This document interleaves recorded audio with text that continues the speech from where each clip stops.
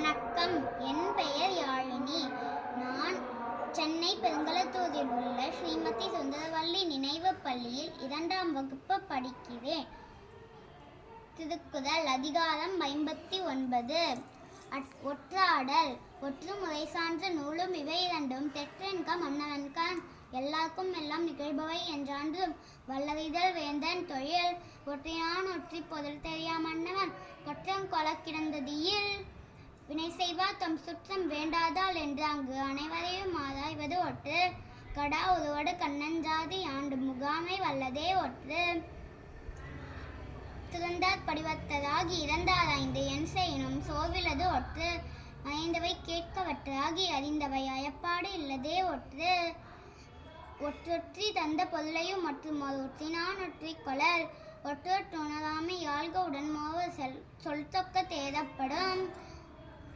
சிறப்பறிய ஒற்றின்கண் செய்யற்க செய்யின் புறப்படுத்தான் ஆகும் மறை.